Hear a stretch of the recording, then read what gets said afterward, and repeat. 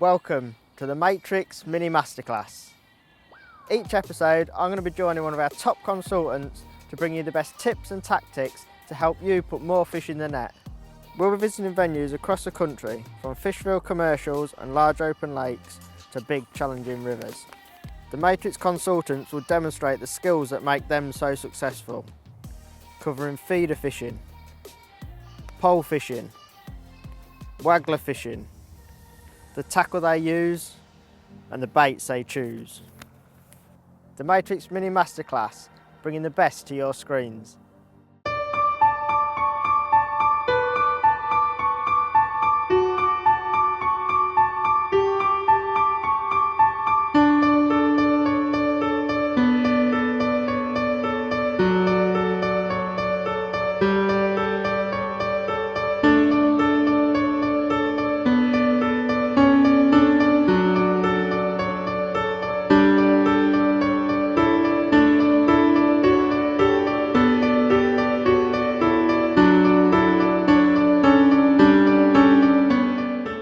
Hello everybody, we're at Lindholme Lakes today to film the next Matrix Mini Masterclass. Going to be using natural baits today.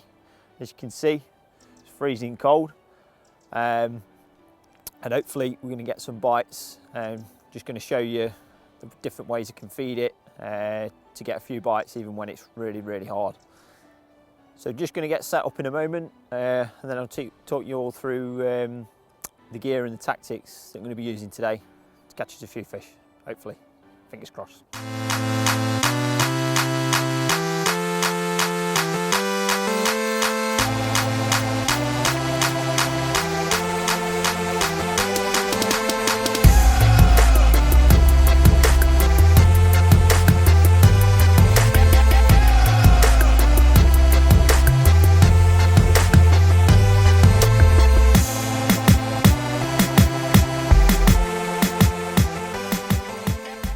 Okay, so just got my top kits out, ready for the session. Just want to explain a little bit about elastics I use on commercials. Now, this lake, and obviously many others like it in the country, there's a lot of different size fish in here. Small skimmers, small roach, bigger skimmers, obviously F1s and stuff. Now, I think there's a tendency to use too heavy or elastic on a commercial sometimes. So obviously I like to land everything a hook.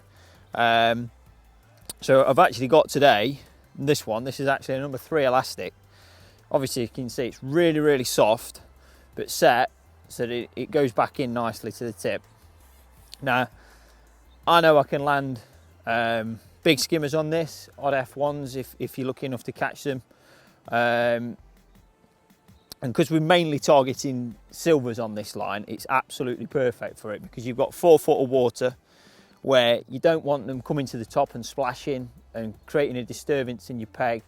It's going to give you another spell where you're not going to get any bites for a bit. So when I'm choosing elastic, it's obviously very important to tailor it to the species of fish you're likely to catch. So this is absolutely perfect for what I want to use today for my silverfish line. Hopefully we'll get some bites. Okay everybody, first things first, when I get to my peg, I've got a little bit of gear set up, decide what I'm going to do, and then I mix my ground bait. This time of year, I feel your ground bait's quite important, because you've got to attract different types of fish into your peg to keep you getting bites all throughout the day. So there's 3 different ground baits I've settled on over this last year or so.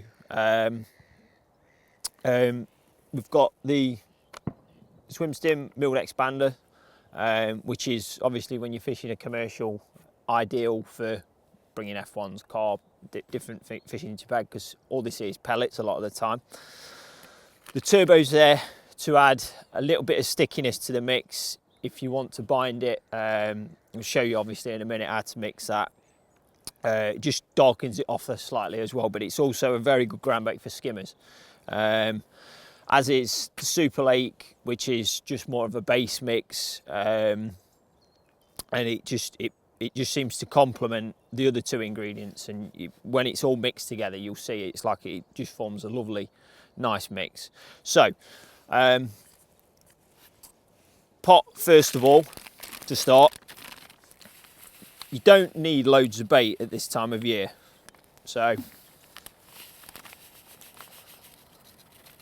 obviously these are dry ingredients. So we've got two 250ml pots there.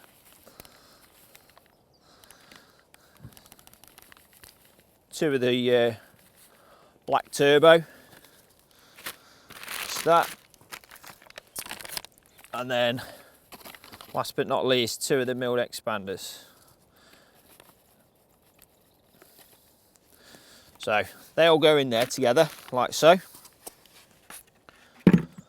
Pop the lid on. Give it a good shake around so everything gets blended up. And this is so simple to mix, it's ridiculous really. So as you can see, it goes, it's like almost like a browny colour. Some days if the water's really clear, I'll add a little bit more turbo to darken it off slightly, because you don't want your mix too light, but you'll actually find that this changes colour when it's mixed. So it's important to use it a few times to get used to what it's doing. So basically, all to do with that, just add plenty of water to it straight away.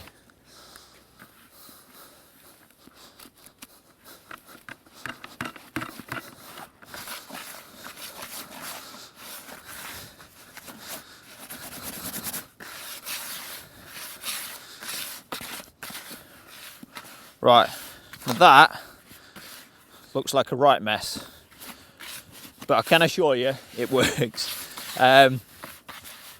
It's basically, you're just looking to cover the ground bait, so it's almost like a paste consistency.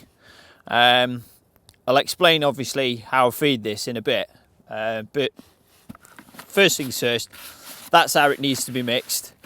And then literally all I do with that, I just leave it, put the lid back on so the ducks can't eat it because they love it here.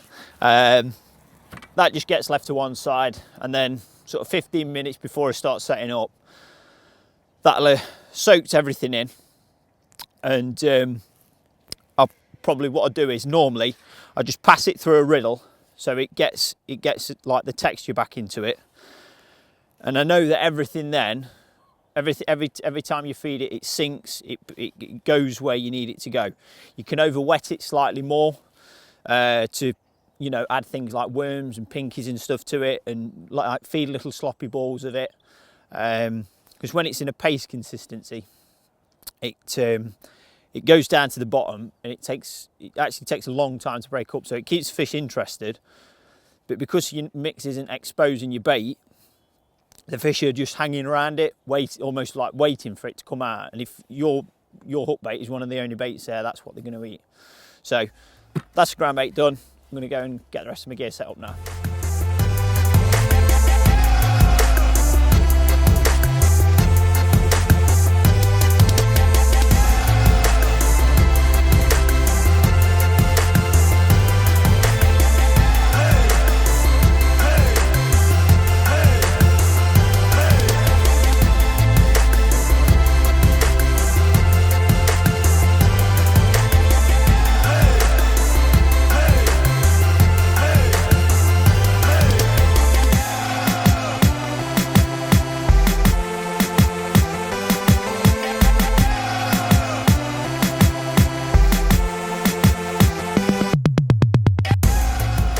Okay, so obviously, as we all know, plumbing up is one of the most important things in fishing. It's like to get your depth set right, and to be fishing actually in the right place in the lake is very important. Now, this rig, this is where I'm probably going to be starting off, fishing for just whatever comes on pinkies.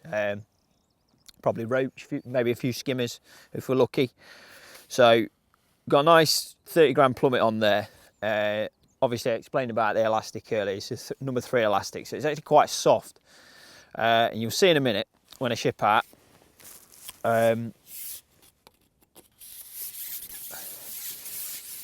Basically the makeup of the pegs on this lake are, if you fish straight in line with your platform here, I've put that plummet down now. It's actually under the water now. You see when I lift up and I put that down, so if I lift up slowly, it's actually sticking in the bottom there. And that's because on these pegs, I'll show you now, look, if I go a little bit this way, or quite a lot this way, it's ever so slightly different. It's not a lot, it's probably 2 inches, but when you've got it there, it just feels a little bit firmer, the bottom does. Now, obviously we all know silty lakes and that in commercials are, it's inevitable really. You're going to get it wherever you go. So just do this side as well. It's kind of, you're kind of fishing almost in a bolt, and you'll get this on a lot of places. Basically, what I try and do is I try and actually steer away from that, so you're fishing out of it. I just think it helps your bites seem better, cleaner. You tend to hit more, I think, as well, and it just installs a little bit of confidence, you know, when you're fishing. So obviously when you're plumbing up, what I'm looking for is that little bit of firm bottom. Now, this can be anywhere in my peg. I mean, I've plumbed all my peg up. This line I'm going to actually fish here to my right slightly. I can see my float better there. It's in line with that tree on the far bank. It's nice and accurate. And although it is still a little bit silty there, it's better than it is in front of me. If I go extreme out of my peg, it's actually, because you're going back in line with the next platform, it's actually going down again. I'm coming this side now, so it's actually shallowing up. But if I go to about there, which is in line with the next platform, it is actually fairly firm there, to be honest. But what you're actually looking for is when you put your plummet straight down, hold it on a nice tight line like that. It's actually really easy to do with a light elastic, because you can feel where it's going in better. So it'll basically stick in like that, and you want your float just prior to the surface, so almost so you see part of your body. And when it goes in, it should sit there, and then it should actually sit and fish how it does when you're actually fishing. So you should be able to just see your float. But it's important, obviously, to go all the way around your peg. Go left, right. Obviously, you've got to bear in mind the anglers next to you. Don't go encroaching into their pegs. But we've got a few features on the far bank here that I can line up to. Now that actually there, I'm plumbing this up again, it's actually a little bit better there. It's the bottom's slightly firmer. You can almost bounce your plummet on it a little bit more. Whereas if I come here in front of me, where the siltiest bit is, see how much stickier it is. It's like the elastic sticks in for longer. And some venue, every venue is different. Some will just be the same depth everywhere. Some will be gradual slope going down. Some's got a slope here, and then it slopes back up to where it meets an island. But what you want to avoid really is avoid the silt traps. And 90%, I say, well over half the people that come here, they will just fish straight in front of them a lot of the time, especially in the summer when you're fishing like pellets and things. So all that decay and stuff lies in the bottom in this like little trap. So if you can just try and, you're almost getting out of the way of it. And the fish are still going to be there, because we're fishing it's a commercial, there's a lot of fishing here. It's just a lot better. So that there, seems absolutely perfect to me, because my float's sitting how it should do when it's fishing.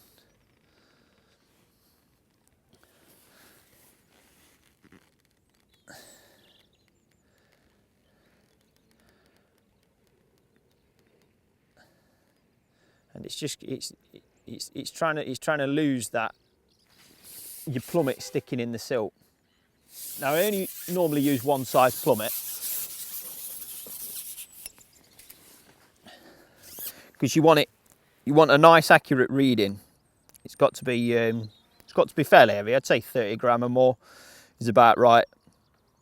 Some people use like lighter plummets to sort of sit on top of the silt, but then again I think you get a bit of a false reading there. So I just think a nice light plummet, because you're using light elastics this time of year, it actually makes it more accurate because you can feel the bottom better. Right, so today I'm going to set a Waggler up to complement my pole lines. I'm going to feed just a tiny bit of bait past it, just a few maggots, like 3 or 4 maggots, just to explore the far reach of my peg. I've got a little 3 gram insert Waggler on here, little swivel there for my hook length, couple of number 11 shot down the line, nice and light, and I set the Waggler so that when I set it up in the edge, it's dotted down to a couple of mil of the tip showing. So I know that when I put a shot on the actual, just above the hook there like that, I know that when I cast out, that shot's resting on the bottom. I can still see the tip of my float, but I just want it just so it's just almost about to drag it under. So I know that that shot's then resting on the bottom. It's pulled the line tight to the Waggler, and it's at the right depth. I can always alter it to suit. If I think if the wind gets up or something, I can, you know, put a bit more line on. If I think the fish are off the bottom, I can shallow up. But it's very important to get the depth right in the beginning. So all I've done here, I've just set it to the depth of my pole rigs, and it's actually a tiny bit deeper against the island. I'm not fishing it tight to the island. I'm just fishing probably, I don't know, 6-7 foot off, and there just seems to be a little bit deeper water there. It's probably because it's where the fish patrol, and obviously that's out of pole range, so Waggler's the ideal tool. So I'm just having a cast around.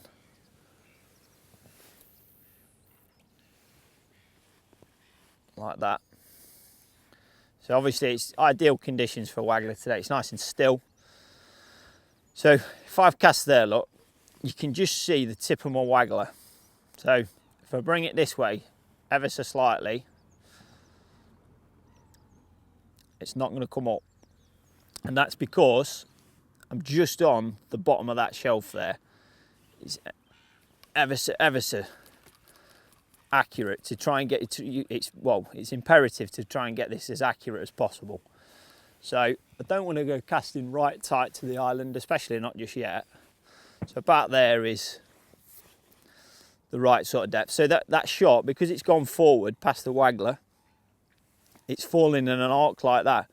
So if you see that there, it is just registering on the tip. So I know that that hook is just touching bottom, which is obviously ideal. Now if I move that now, I know it's more than likely not going to come back up, but it did. See, it's sunk there, look. It's sunk again because the tension of the line has brought it back that way. So it's an accurate way to do it. You don't want a great big heavy plummet on, casting that about, spooking all the fish. Just a nice little, that's an AA shot, nice little AA shot, and just gets it really nice and accurate. Okay, so I've got all my gear set up now, just about ready to go. Just going to finally prepare my ground bait.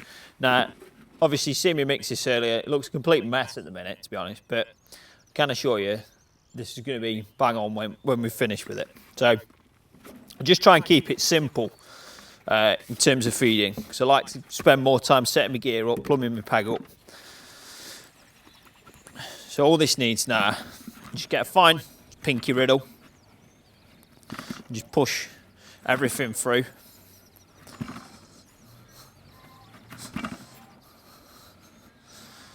It takes a little bit of work, but it's not too bad really.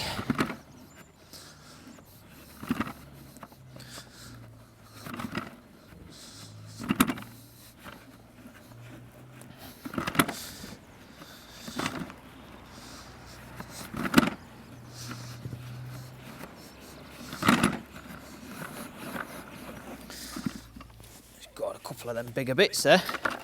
Right, so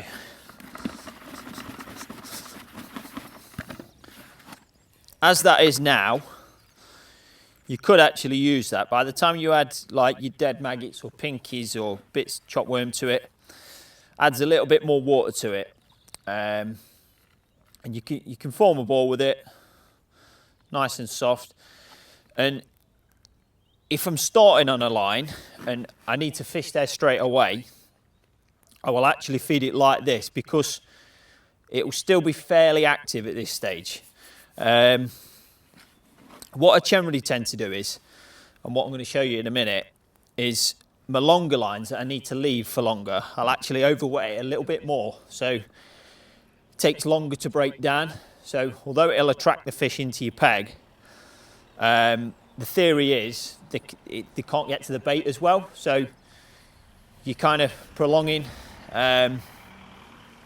the life of your peg. Because if that went in your peg straight away, releases your bait more or less straight away, you're going to get more of an instant response on it. So that's ready to go there. But what I do is I'll separate a little bit off that I'm going to feed from a long line. So today I'm going to put 4 balls one side, and that's the line I want to leave for quite a length of time really. So that in there is just going to be for where I'm going to start fishing and feeding. So this, what I actually want to do is just add a little bit more water to this.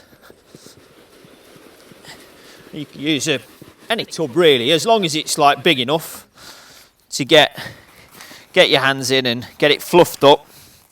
Now, to this today, I'm going to be adding some dead pinkies, which are brilliant at this time of year for getting skimmers, bites off skimmers and roach and even F1s. Also want to put a little bit of chopped worm in there as well, some finely chopped worms. And what I can actually do with this now is, in fact, it needs a tiny bit more water to it.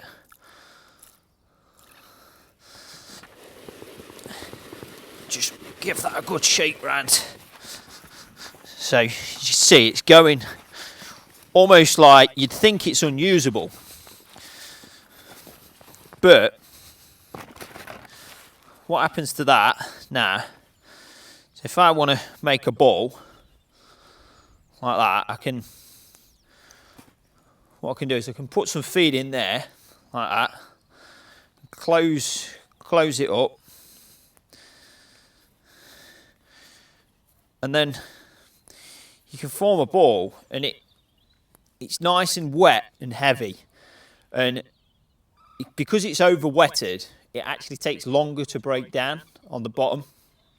So it'll go in, sit there on the bottom like this, the theory is anyway, and because your bait's inside it, the fish come round, and because they can't get to anything, they stay in your peg for longer, and I think this is why it works so well. And when you want to leave a line, it works so well, because they're there, they can't get to anything, but it's keeping them in the area, it's keeping them interested. Now, they can get into these balls if they want to, and it will break down eventually, and it'll break up. But as you can see, like, because of the stickiness of it, that's probably because of the turbo in there. It's a very sticky ground bait, that, and it actually binds it together quite well. And I can make those balls as hard or as soft as I want. It's almost a bit like paste when you're fishing in the summer.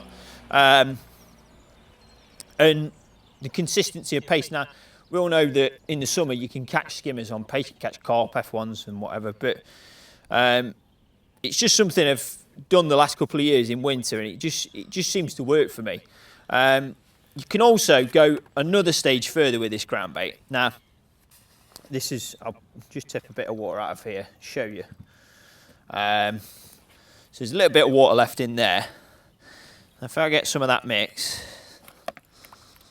put it in there, just keep adding to it. There's so much you can do with ground bait. It's not just doing it one way. It's doing it, a few different ways, and different things make different things happen. And this is, I'll probably show you this later, but making it like a slop, like this, what that actually does when it goes in the water is it'll go down, it'll sink, but it creates a little cloud and, a few pinkies in there, a bit of chopped worm. And what I'll probably do is, if I start catching on my long line, to prolong the life of it, just with a little pot, you can wipe a little bit of ground bait in like that, and it can just get you a few extra bites when the going's tough. It's just really, so you've got 3 different ways of feeding it. There's that way to get instant bites, that way to prolong the life of it, and then that way to keep the swim going and topped up. It's not always as cut and dried as that. Different ways work at different times of year, but at this time of year when you're just trying to get bites and catch as many fish as possible, when it's like this, it's absolutely freezing today. You've got to think about what you're doing and how your bait's reacting in the water. And I think using a combination of methods might sound complicated, but it isn't really. It's just going to get you a few more bites in the long run. And ultimately, that's what we all want. Okay, so this time of year, or any time of year really, best way I find to, especially doing small quantities of dead bait, so pinkies and maggots, for example, a little airtight container like this. Best way, just grab a handful of pinkies or maggots, whatever you want to kill, riddle them off, get all the dust off them, stick them in a tub, fill the tub with water, lid back on, and then just stick it in the fridge overnight before you go fishing the next day, and they will all be nice. Well, they'll all sink, they're nice, they're dead.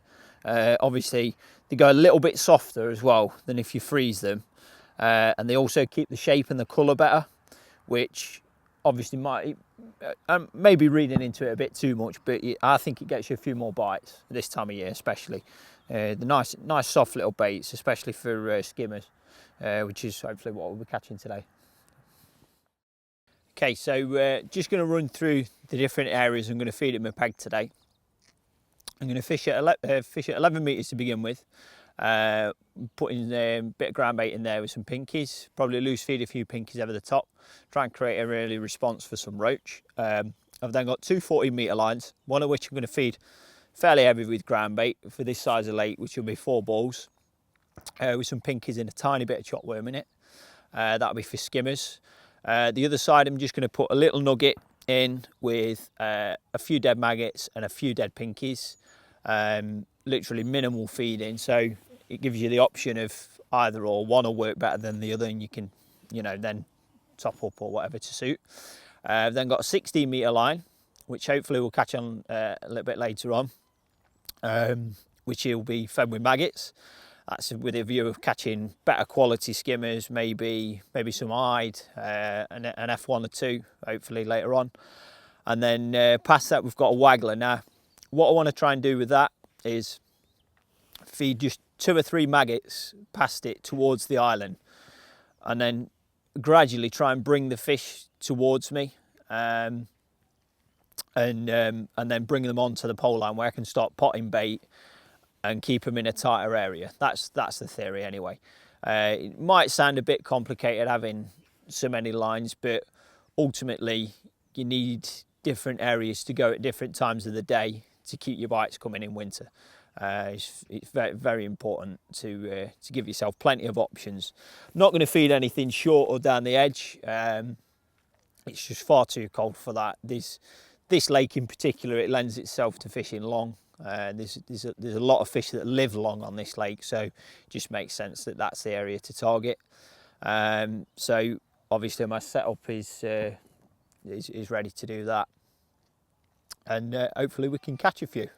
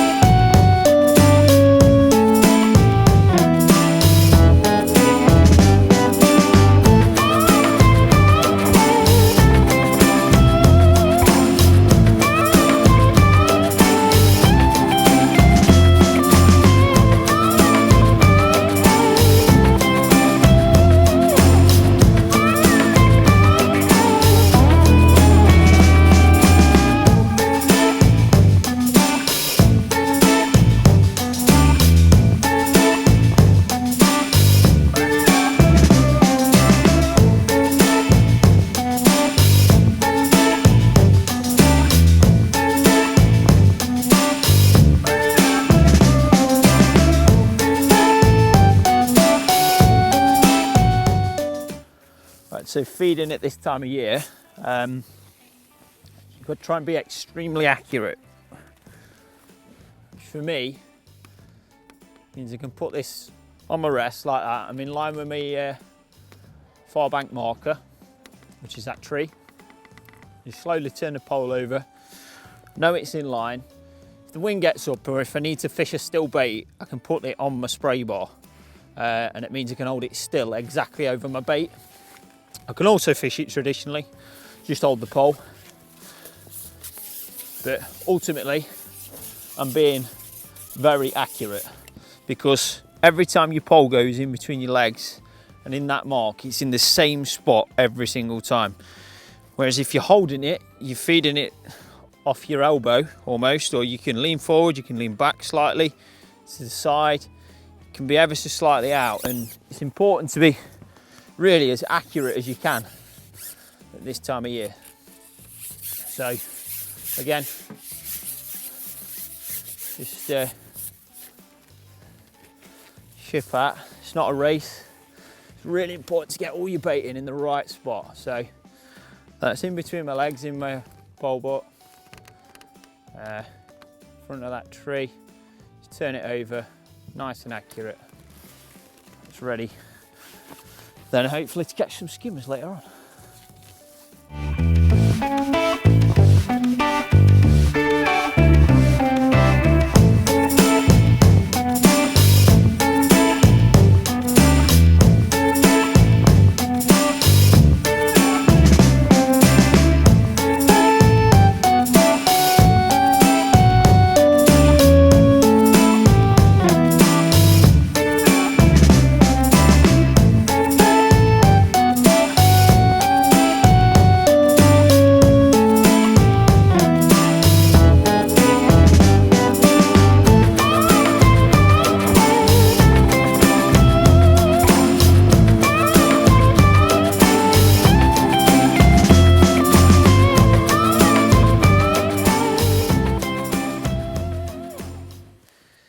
Okay, so I'm just starting on my 11 metre line.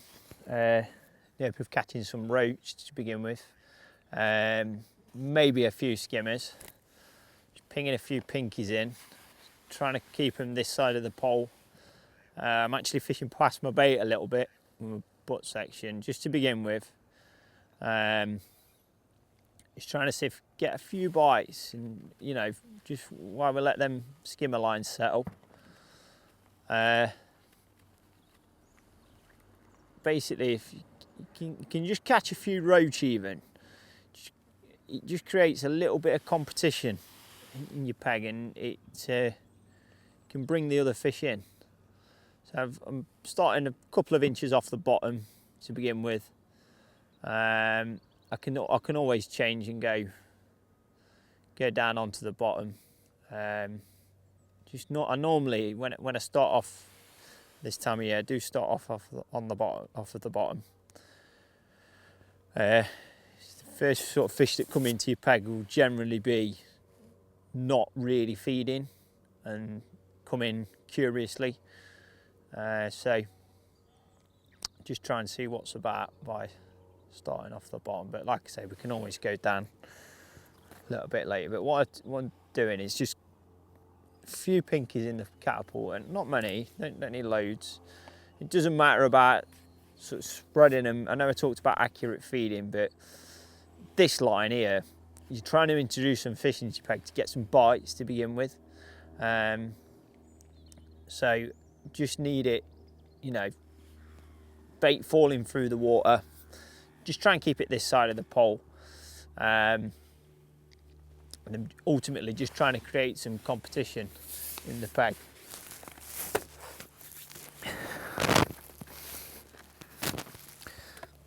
Just set that off a minute.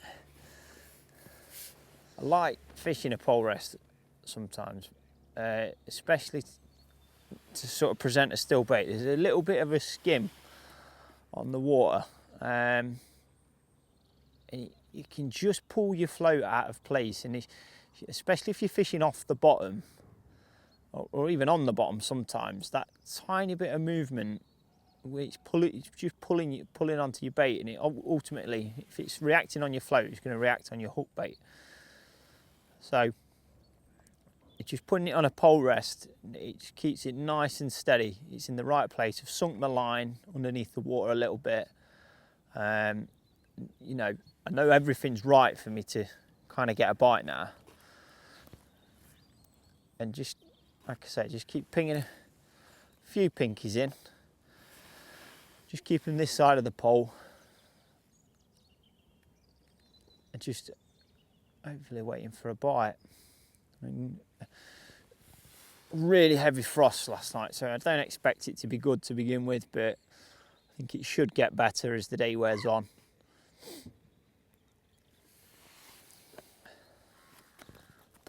Ping a few maggots out onto the Waggler line. Just 3 maggots there. So I'm kind of feeding that, but not feeding it. Just an odd bait going in the peg every now and then. It's, you know, I'm not really creating much of an area out there, and all my bait I'm keeping again this side. I don't want it going over near the island, where although I can cast there, I don't want to push the fish that way and that way. I want to keep them here in front of me. I want to tempt them away from the island if I can. A little indication there.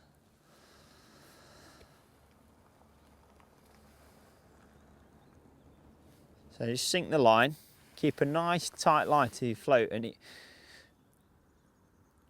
you can almost tell it's sat right, because it sits where you've put it in. The float doesn't move out of position. And if I was to hold that now, yeah, you can still get it off right, but when there's just a tiny bit of skim on this water at the minute, and it's just, I feel it's just better just to get that pole under the water a little bit and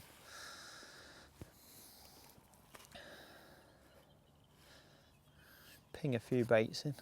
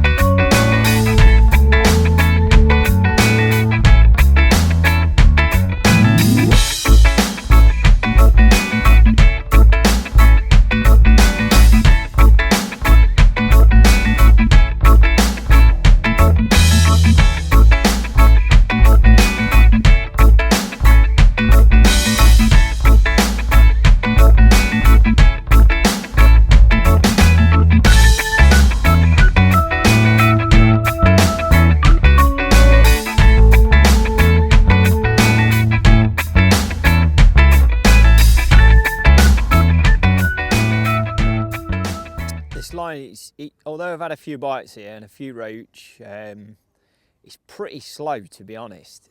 And I've seen an odd fish topping over by the island, so I'm just going to have a quick chuck on a waggler just to see if I can sneak a fish in on it. This wind's also got up and it's blowing down and across at me. It's a fairly cool wind as well, to be honest, so it's certainly slowed the bites down a little bit from earlier on. But just going to try the waggler very quickly. I'm going to put 3 dead red maggots on. It's something been doing on here. It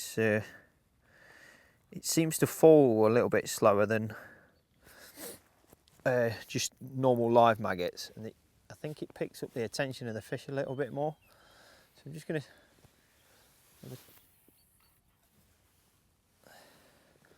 chuck and see, just see how that waggler sits and see if we can get a bite on it first of all. Might take a little bit of getting right on this.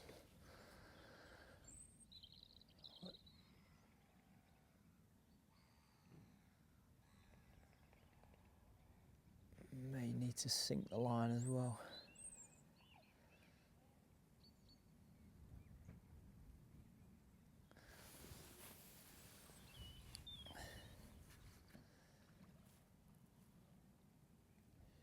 Just going to see if we can get any indications on this. It might even just catch a roach or something. There's a little bite then, although that could have been the wind picking up the line.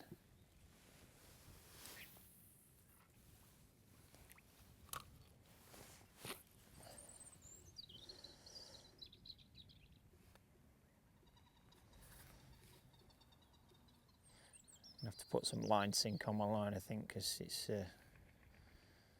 wind's blowing it a bit too much. I put some floating line spray on it to begin with, and this wind is really getting up now. It's come out of nowhere. They didn't give any out today. Bite that though.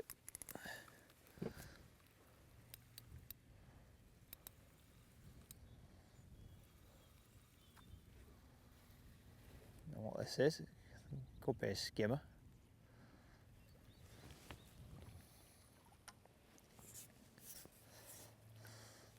A little skimmer, that's a good sign. I've hardly fed any bait out there at all, so that's literally just picked up those loose maggots. So it's took it well as well.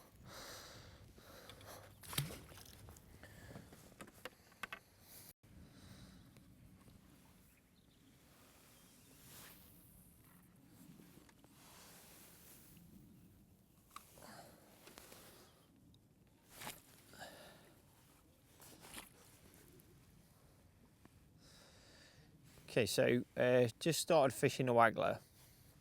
I caught a skimmer on it first chuck, which was probably 8 ounce or so. Getting an odd few bites on it, but the wind is making it extremely difficult to present it. I'm trying to cast out right tight to the island, bearing my rod right under the water to get all the lines sunk, so that when my waggler's in position, it stays there. It's making it very awkward, the wind, to be honest. It's not easy, but I'm getting an odd bite, and I'm feeding still this side, so I'm only really feeding it 16, 17 metres, which is as well where the wind's actually allowing me to feed. And I'm chucking beyond that, so I'm actually chucking into the space where I think the fish are at the minute. But hopefully we'll get some to come in on the pole later if the wind doesn't ruin it for us. It is picking up quite badly, but I'm hopeful of a few bites. It's It's definitely better than the pole anyway. I just feel like it can catch a few more quality fish on this.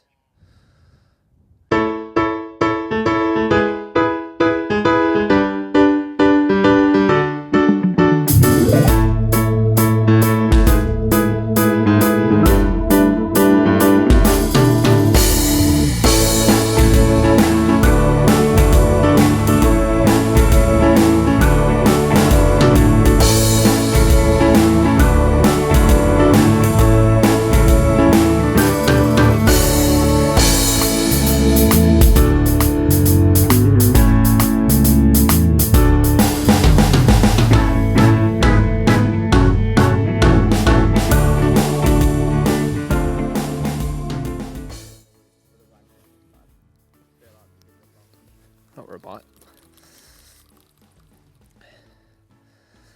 Well, I'm going to put the Waggler up for a bit.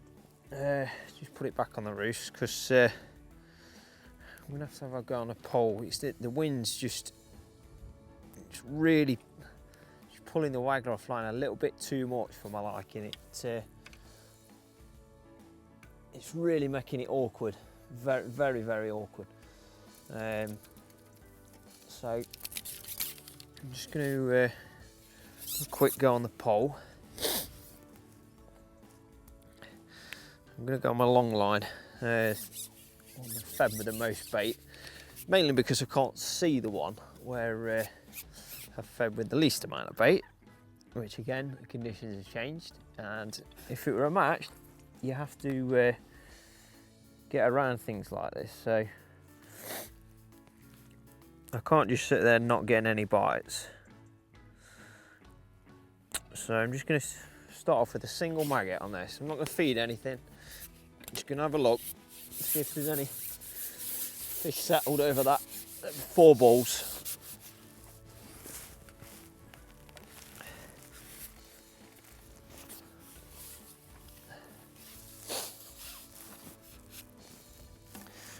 I can actually start by fishing a little bit past it. So I've got my little butt section on.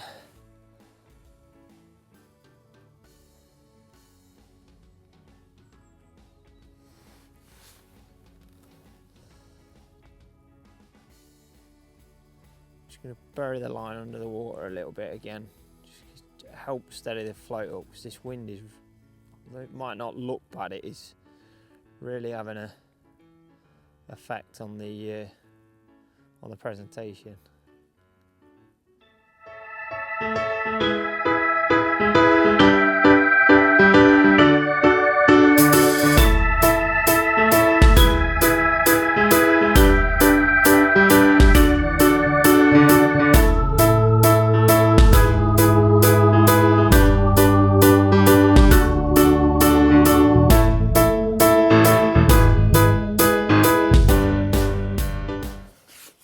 Okay, so just going to talk you all through the different rigs I use this time of year.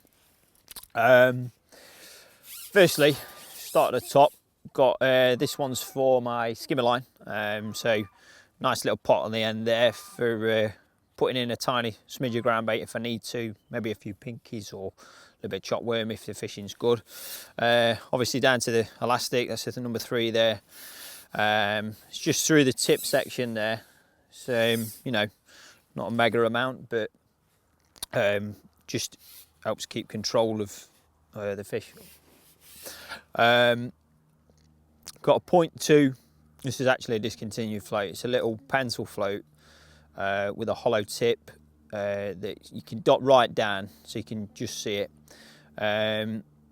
Anything really fine wire, you know, that type, something that's going to be sensitive is important, but you've also got to consider at this time of year, like today, that the sun's out, there might be a ripple comes on the water, the far bank is different, different light in different places, so it's important to be able to see it. So I think a little hollow tip is normally the best way to go. So wire stem on there just helps it sit nicely. I can dip my line under the water if it gets a bit choppy and it'll still sit straight.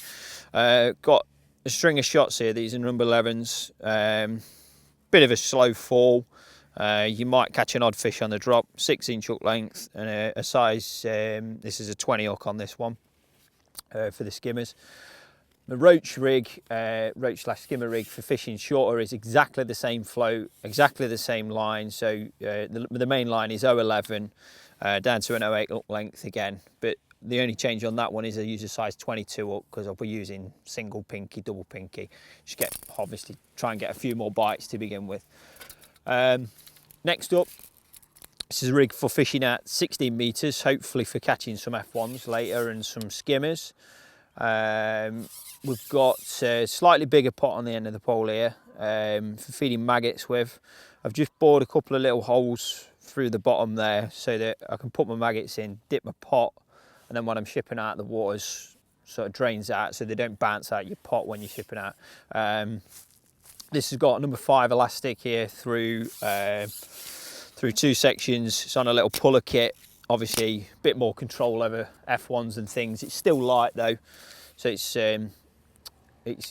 you know, you can still land skimmers and other fish you might up there, things like that.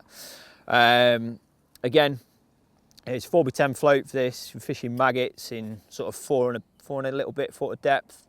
011 main line. We've got some number 12s and some tiny little half styles here down at the bottom end of the rig.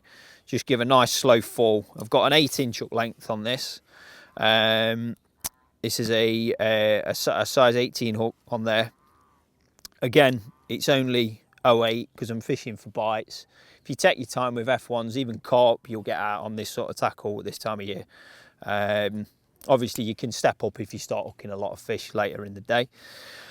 But the hook length's longer on this rig, just allows a little bit slower drop in the last bit of the fall, because obviously when you're tapping maggots in, normally the procedure is to shake some out, let them fall, wait a few seconds, get your rig in, and then your rig sort of comes in with the maggots. Actually, I'll explain this later, but I actually fish a little bit past my bait when doing that. So that's that rig. And then we've got this one, which is it's like ultra faffy, if you like. This is a 3 number 8 float on here, slightly heavier elastic. It's a number 6 elastic. This is for when I think there's just F1s in my peg that are there, but they're not really feeding. So you want really to try and fool them. So again, it's an 011 main line, nice long hook length again, 8-inch hook length. That's 08 on there to a size 18 hook. This has just got 3 number 12 shots in 4 foot of water. That's, you know, that allows like a really slow drop of your bait. It's, you know, it can be really important when there's some F1s about in your peg, just to try and fool those few extra fish that you might need to, you know, make the frame or whatever. But just another rig, just for a different circumstance. But all in all, pretty simple, really. They're just all done to tailor what you're feeding, and to get bites at the end of the day. Right, so I've just gone in on my long line, and a couple of bites, and I caught a small roach. It's not really the ideal species. Now, I fed a bit further around to my left, with a negative line. If there was any skimmers there, I would have caught one more or less straight away on that positive line. So I might need to just wait for it to get a bit better. So what I'm actually going to have to do now is I'm just plumbing a new line up, just a little bit further this way towards myself. I don't really want to fish there in that silt, but I've kind of got no choice because of what the wind's doing. It's just making the presentation difficult. I can't see my float. So if this was a match, I would be doing this. All I'm going to do with that there, just checking that the depth's right and it's the same, which it is. So all I'm going to do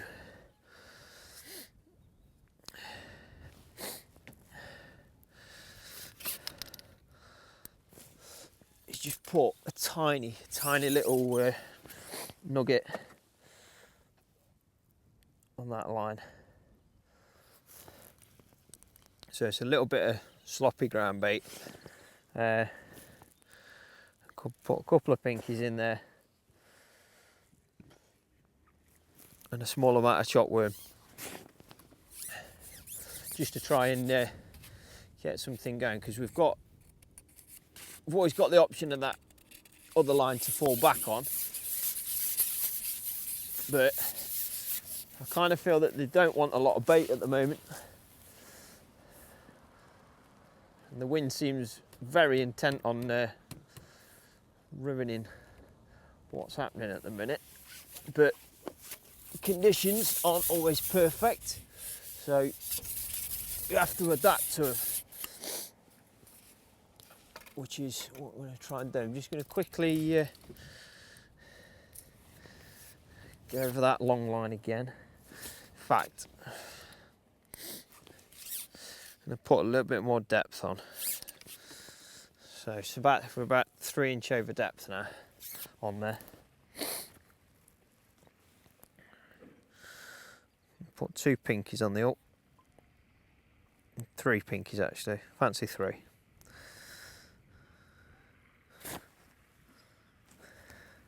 Just try and find the brightest ones as well. I think the fish tend to pick those out a bit better.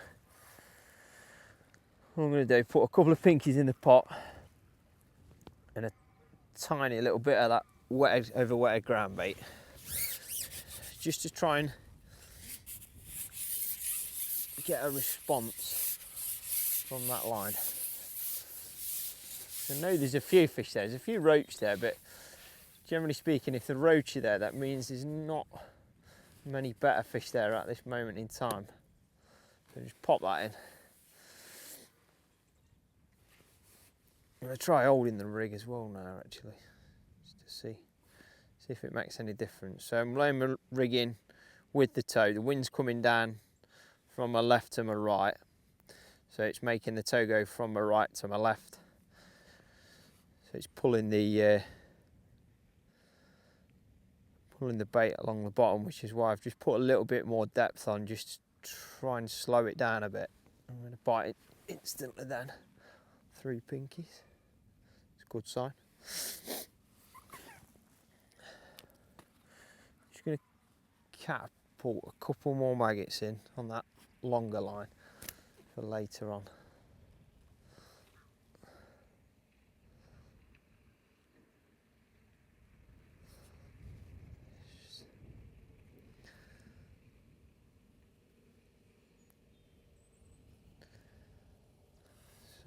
I'm still fishing past my bait slightly.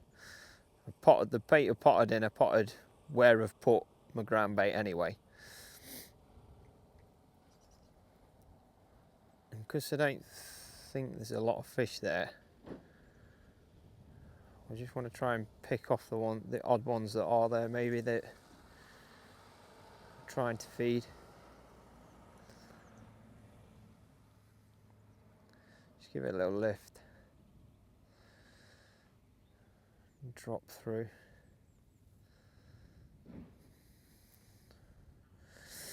I'm gonna have to put it back on the spray bar in a minute, because you pick that. I don't know if you pick that up on the camera, but how I'm holding my pole now, I know the tow's going through faster than that, and the wind is actually blowing against my line, so it's actually holding onto my rig, which is quite unnatural, really. And you basically want it as natural as possible, so I'm going to have to put that in again. So if I lay it in and then just get my line sunk under the water, and I'm holding on the spray bar now.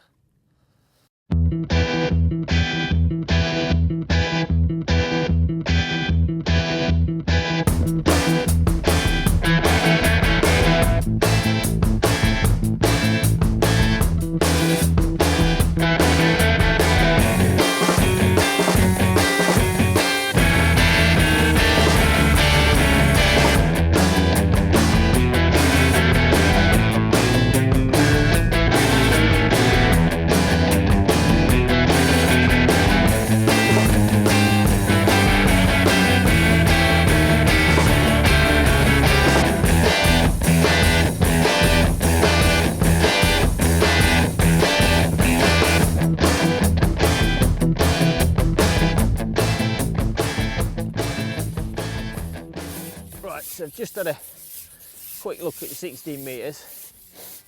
It's getting towards the time of day where you can normally catch some fish from there. Not had anything really apart from a roach, a couple of missed bites, which tells me there's roach there. I've then come back on the line where I've caught some skimmers over the minimal amount of bait, and actually just caught roach again there. So what I'm going to do now, I'm just going to have another look over where I put the 4 balls earlier on. I've tried it intermittently, not really caught anything but roach there, which tells me that the fish don't want a lot of bait today. There's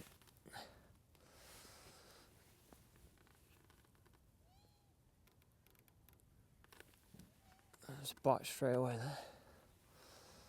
But it's one of those things you've got to keep going and keep trying your different lines, and sometimes just leaving it alone. I've not fed any more bait there at all, and I know that eventually you'll probably catch a run of skimmers over it. You don't always, but at least it's the trap's been set, and you can and you've got that it's like, it's kind of a ace up your sleeve, if you like. You can it's something to fall back on.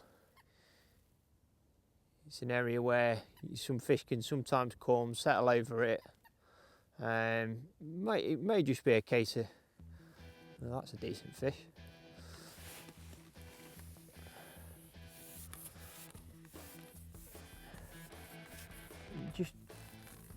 They normally have to wait till the time of day, and it can completely change, and you think, well, I've fed it wrong and that, but sometimes it just takes them so long to come over it that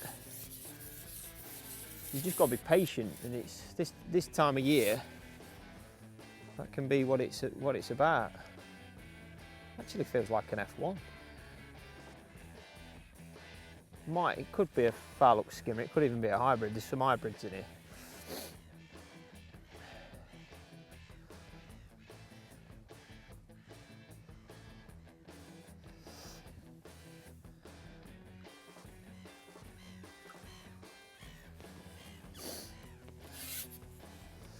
Okay, it's possibly a skimmer, and the line's just gone over its back.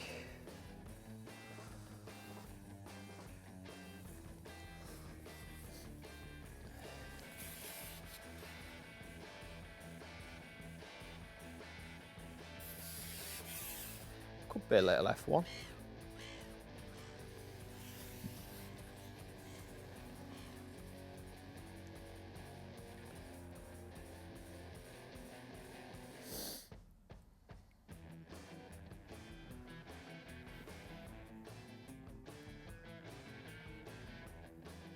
I think it is actually.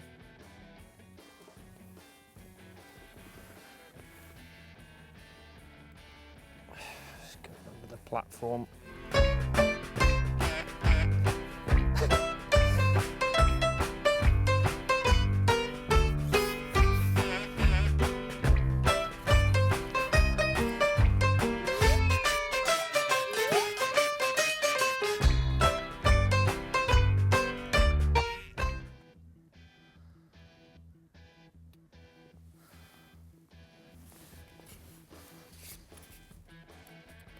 Another section on it.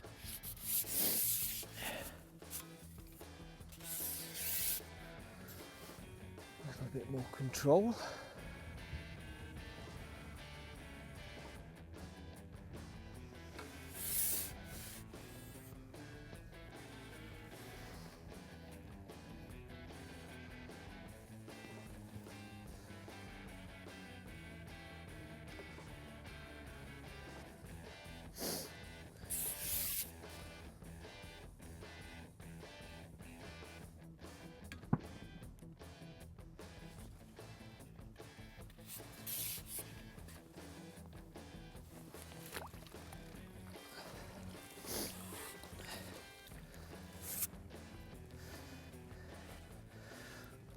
You were supposed to come from the maggot line. They're not sticking to the script, Craig. You're quite right. Nice little bonus though. 3 pinkies that was. I mean, obviously I'm fishing quite light, so it did give me a bit of a run around that one. But if I go in, if I catch another one, I'd definitely change my elastic and put a puller kit on. Only maybe a 5s or even a 6 elastic. But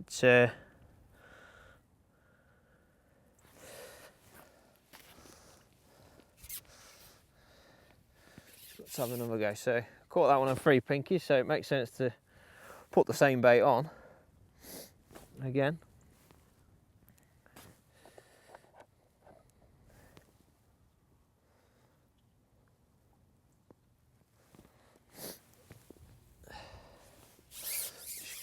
Notice just put a bit of bait in the pot then. I'm just going to feed that other line, the negative line, just to keep it topped up. It's important to always keep your lines topped up where it's, you know, you just catching a bit of bait in at 16 metres, or you're fishing another line off to one side like I am there.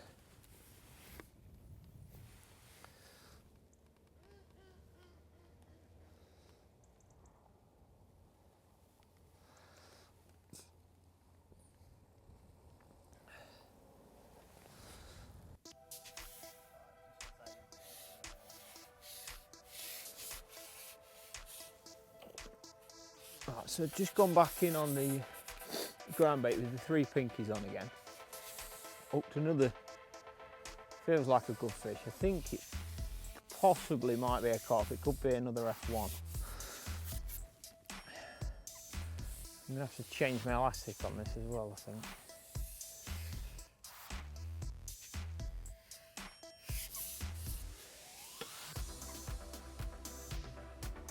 Don't even know it's up.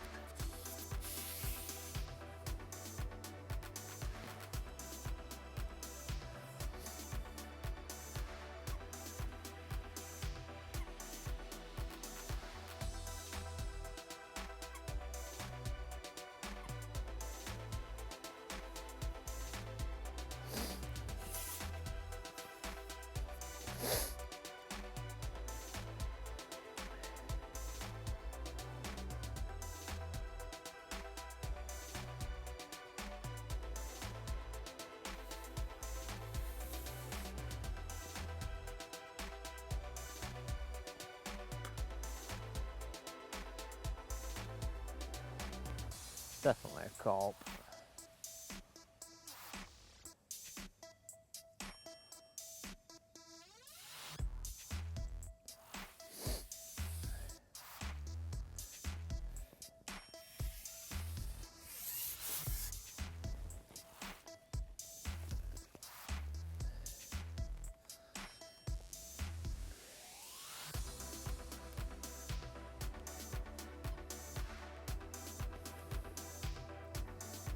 It's an F1, I think.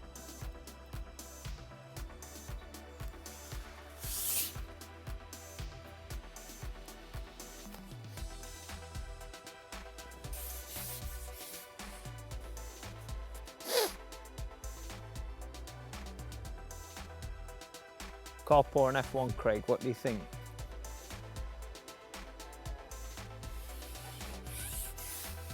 I think you might be right.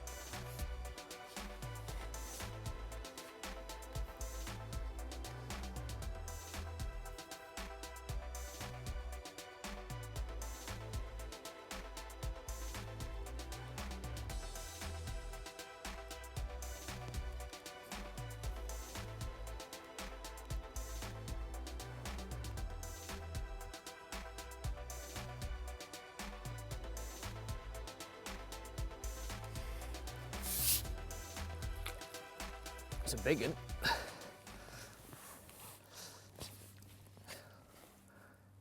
He's a big lad, isn't he? A nice one.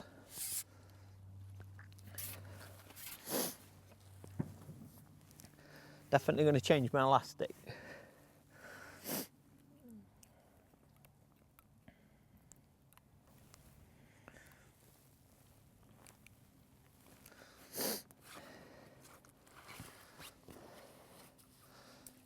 Bit too big to pick up and put in the net, that one.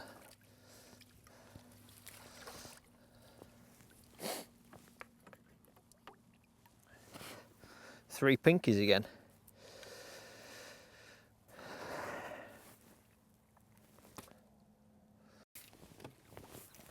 Just had another F1 on the 14 metre ground bait line where we put the 4 balls at the start. It's obviously, it has worked. Although it's a bit of a throwaway line, a bit of a gamble, and I had fed it for skimmers. I've actually caught 2 F1s on it for probably the best part of £5–6, which in a match would be a great little boost. And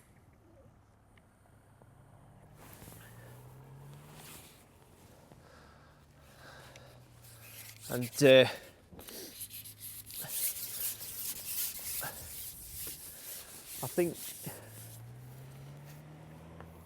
think they've actually been there for a little while, because I've not caught anything over it all day. Hardly any bites. So I think I've had 2 roach over it. So there's probably been some fish there for quite some time, because normally even if you weren't catching skimmers on a line that you'd fed like that, you would probably catch roach. Now, because you're not catching roach, that was kind of telling me earlier that there was something there that just wasn't feeding. And in 2 chalks, I've caught 2 F1s that have probably been sat there for a very long time, but because of how cold it is, it's probably taken them that long to switch on and start feeding. So what I've done now, on the 16 metre line where I expected to catch F1s, I've actually just put a small nugget of ground bait on that, and a few maggots, and I'm hoping that when I go on that the next time, hopefully that little bit of ground bait, that might just be what they want to eat today. I mean, it's normally on this lake, it's maggots at this time of year, but missed the bite then.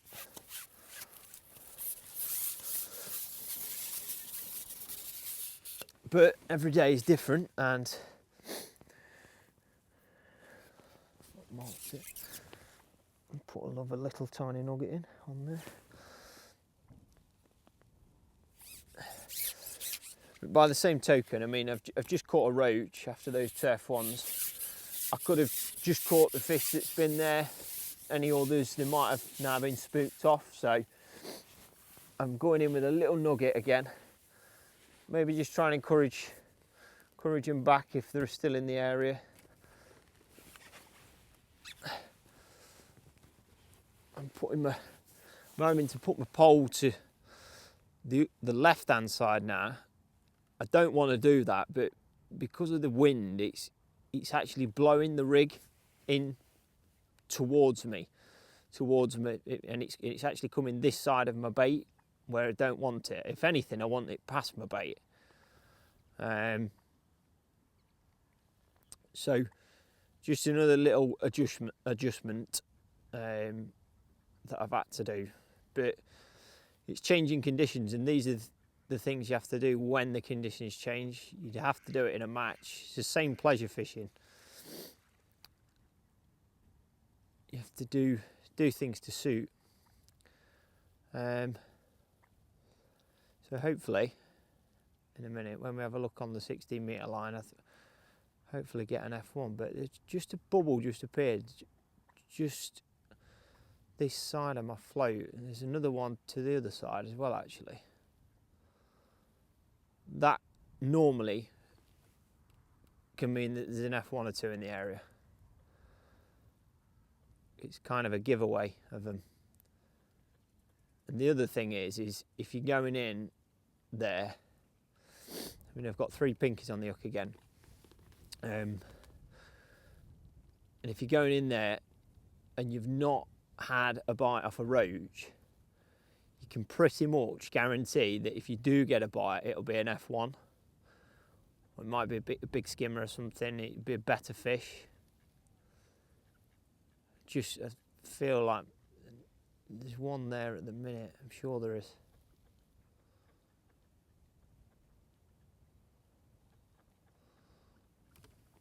That was a bite. So I'm trying to flick my bait slightly past my pole tip. And then, again, get my line sunk underneath the water so it's out the way of the wind. Just so everything's as good as it can be, presentation-wise. It's extremely important to get your presentation right. That was a little bite again then.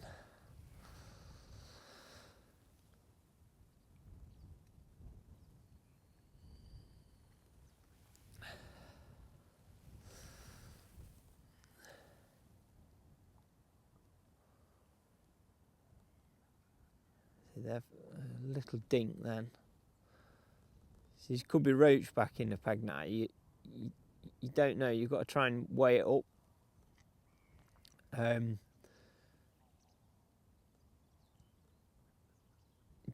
mean, them F1s will come in your peg and then they back off again. They might come in only for a few minutes, but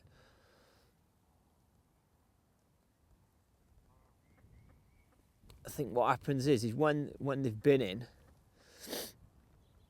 the roach quickly moving after them to kind of get all the scraps of bait that's left. I mean, there's not actually that much bait out there really, apart from the 4 balls we put in earlier.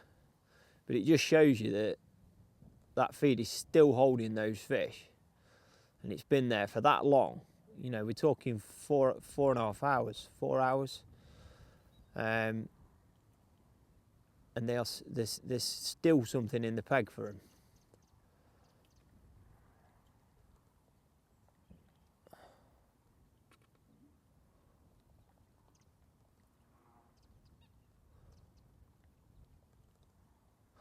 And that's how it can be in winter. It's a bit of a waiting game, really, sometimes.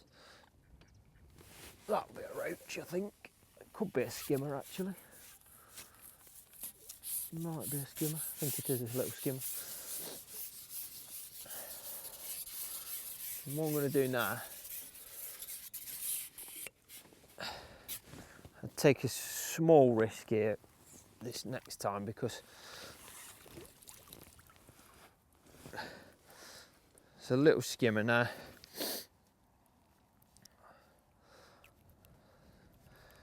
What I feel like I need to do now is to top my peg up, and we'll just I feel there's some F1s knocking about in the area. It's the sort of time of day where they start moving around, and I'm just going to take a small risk, and I would do this in a match as well, exactly the same. They've obviously come to that ground bait now. They could have eaten a fair bit of that. They could have just left the area. We don't know, but I'm just going to put a little golf ball ground bait. That's the dryish mix I mixed up this morning, the one that I fed short. I've just put a little bit more water to it, so it's fairly active still. I'm just going to pop that in there, and then just a couple of pinkies, a couple of maggots. I think you want some bait as well, don't you? There you go. You can have some. You've been nice to me all day, you have.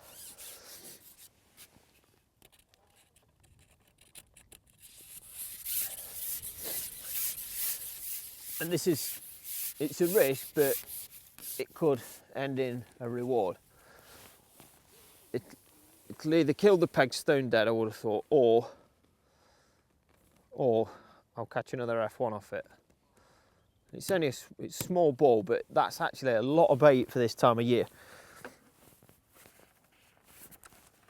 All I'm going to do in the meantime, just to let that settle a little bit, is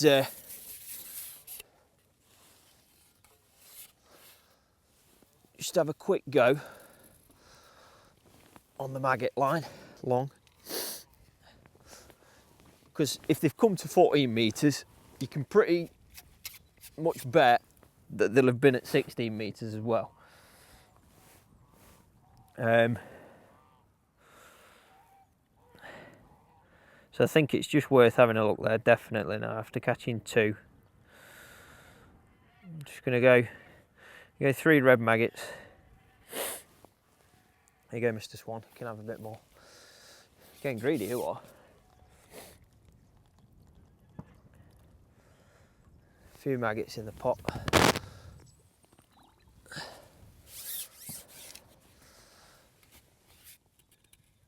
Got that water in there. Stop them bouncing out on the way out. Just up some stick to the pot.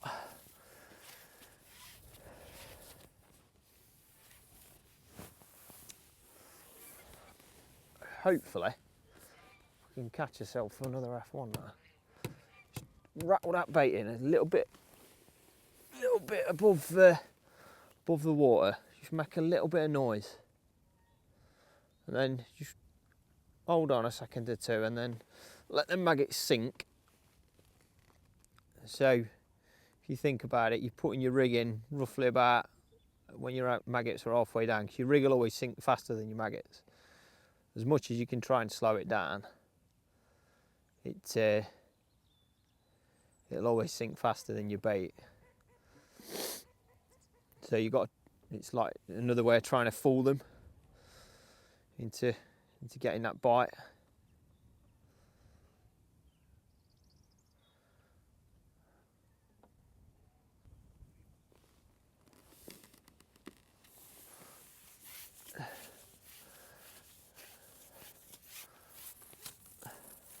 Not the intended species. I think it's a skimmer.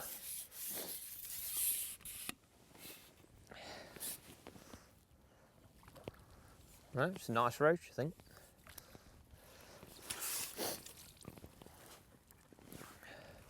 Nice fish.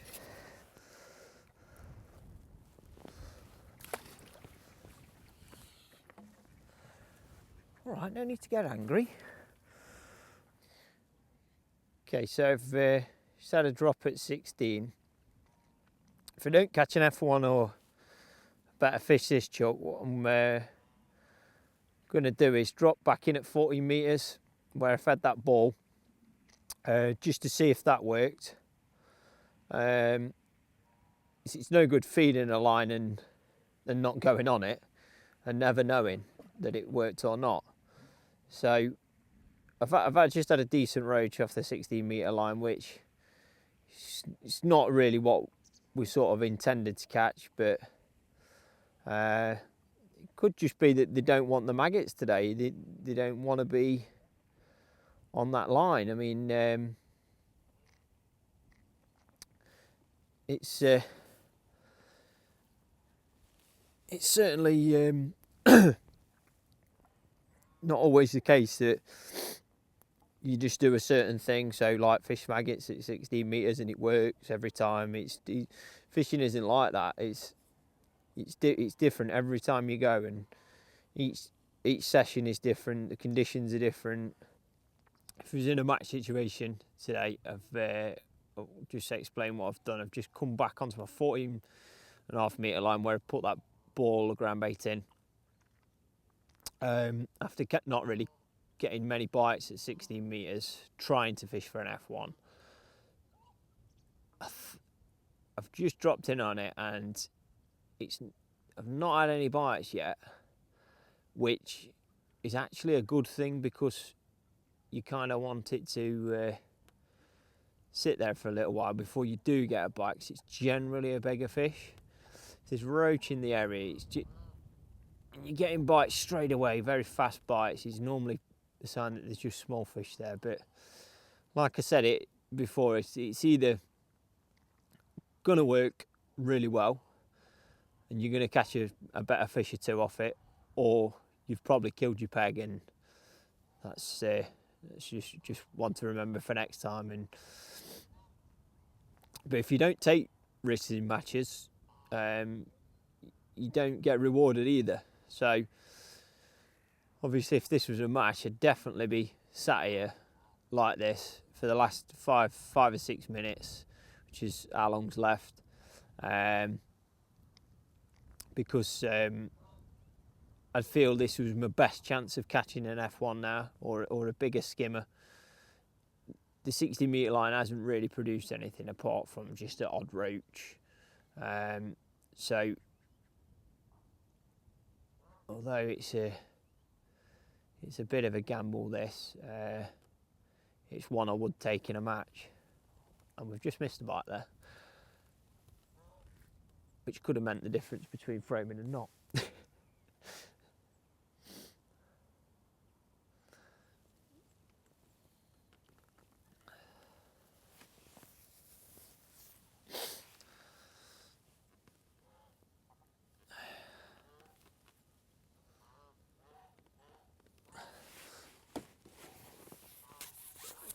Probably a little skimmer.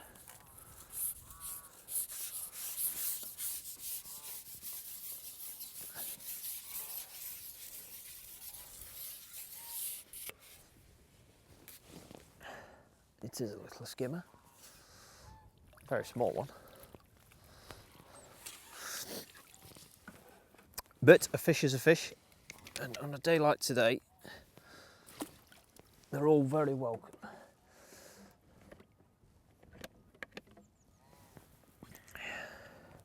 So I put double maggot on that time. Probably gonna, yeah, 3 pinkies on again, because the 2 F1s I had were on 3 pinkies.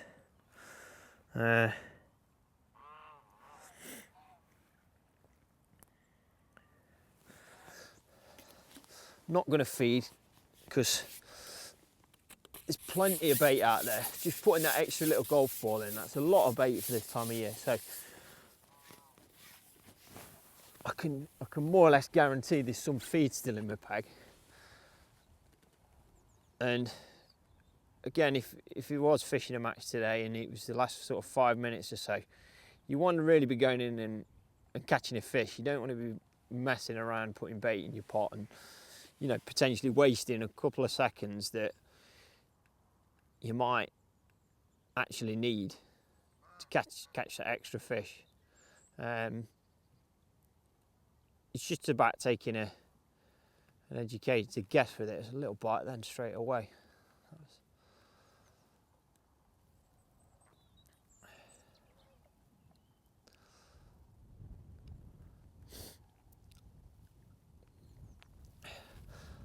That wind is absolutely freezing.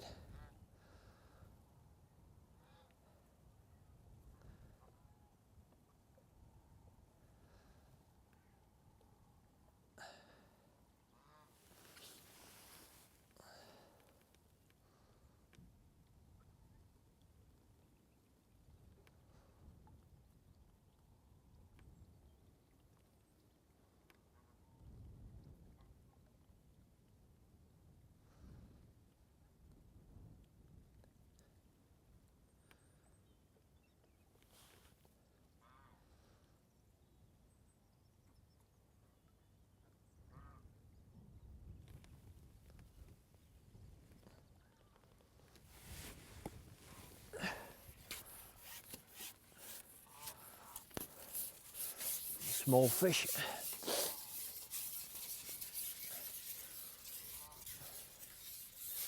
Little roach, I think, this one. So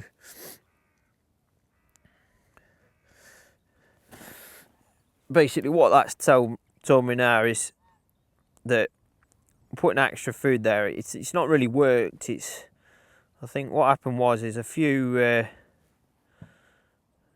F1s came into the peg at the time of the day when they start moving around. I've probably just well, I've caught the 2, and there might have been a few more there at the time. They've then since got a little bit spooked and just moved back off again. They've probably just backed off out of pole range, and just take that dolly butt off again. He's backed off out of pole range and just gone and sat where they want to sit again, and that's normally where you can't get them at this time of year. Okay, so Craig's told me I can have one more go for a bite, even though it's 1 minute past 4 now. So I'm being a little bit cheeky here. But he's told me I can do it, even though the wind's getting even stronger now. Look at all that on the pole.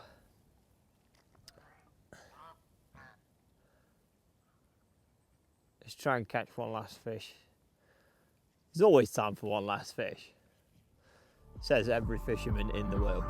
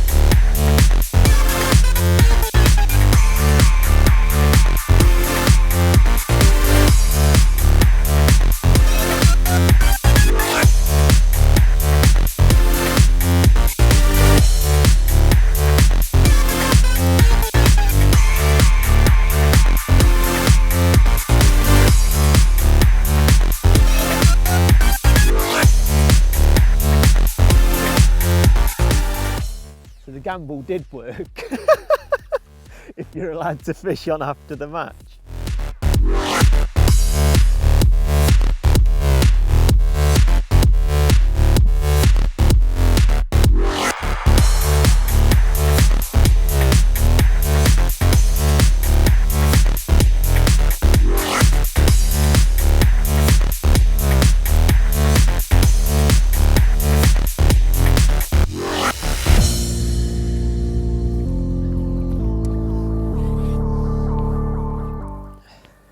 Another big F1. I was on 5 pinkies that time. Did you pick that one up, Craig? 5 pinkies.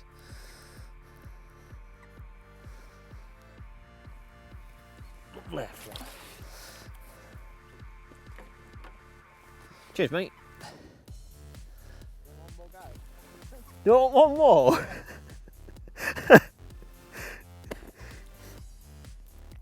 Well, you know I'm going to say yes, don't you? You know I'm going to say yes.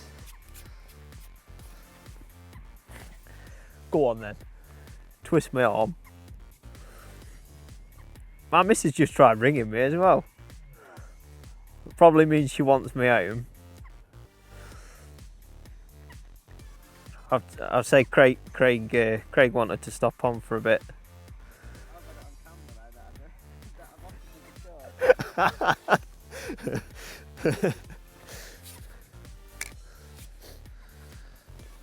Okay, so this is the last fish of the day, I think. Little skin bob.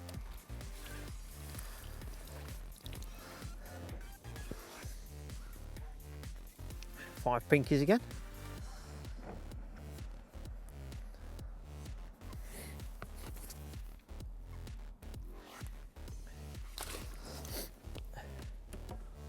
And I think we should wrap it up now, mate. What do you say? Yep. Right, so we just finished up today. Hence the reason I'm having a cup of tea, because it's the first time Craig's let me have a drink all day. to wrap up what's gone on, it's been extremely difficult. Conditions have changed from this morning. We had a really hard frost last night, and it was flat calm when we got here, ice everywhere, and as you can see, it's clouded over a little bit. There's a lot of wind coming down this end of the lake. It's absolutely freezing cold as well, hence the reason I'm having a cup of tea. And just to recap what we've done, picked a few little roach up early on the 11 metre line.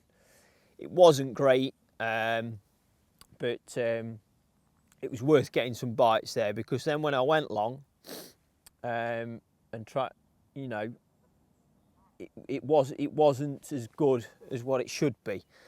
So obviously we've had to feed different areas, do things a little bit differently to just try and work the peg and get a few more bites today. Some of the things haven't worked, some have, you know, been a bit unconventional and have worked. It was difficult to get the Waggler to work today because of the wind, so that was kind of rendered that useless basically. We've then tried to catch F1s and that at 16 metres, which hasn't worked either. Whether it's because they didn't want to eat maggots or because they just was not happy being at that distance, I don't quite know. But the line that we fed positively with ground bait actually caught 3 big F1s off that, all of them on pinkies as well, strangely enough. So obviously when you're fishing natural baits on commercials at this time of year, you know, silverfish matches and that, it's worth always taking a few with you. And you know, they're a really good bait at this time of year, pinkies. You get your bites normally when it's very difficult, and I've tried maggots over the same line and not caught hardly anything on, just a few roach. I think the key to catching the skimmers today was to feed just tiny amounts of bait, literally nothing, like two or three maggots, maybe a couple of pinkies, and just wipe a little bit of overwetted ground bait in a small pole pot, and that caught us a few fish for a bit, and then they kind of backed off it. I thought that I'd actually catch them then on the positive line, but as it turns out, I think what's happened is there's been a few F1s, maybe an odd carp or two in that area, and they've stopped them from coming into it. So the skimmers, I think if I could have fished more to my left, I would have caught some more skimmers, you know, just repeating the process and fishing it a little bit further out of the peg. But that's a hindsight really, and the conditions have been against me to do so. I couldn't seem afloat fishing that side.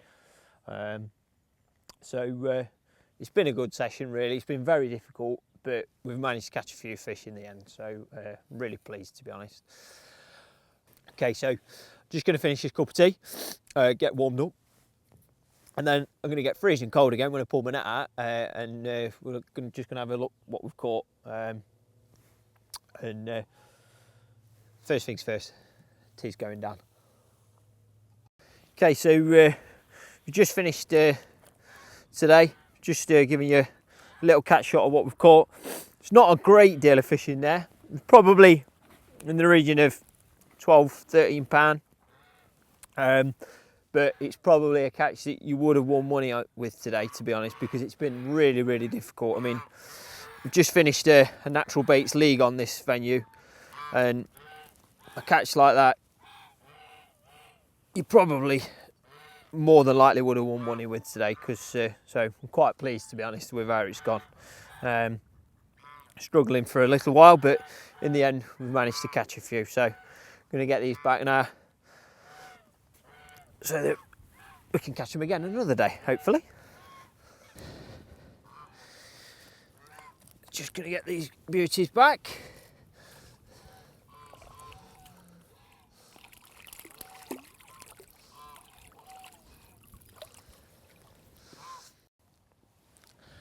Okay, boys and girls, if you like what you've seen today, don't forget to like, comment and share it. If you want to watch more Matrix videos, click here. If you want to subscribe to the Matrix channel, click here.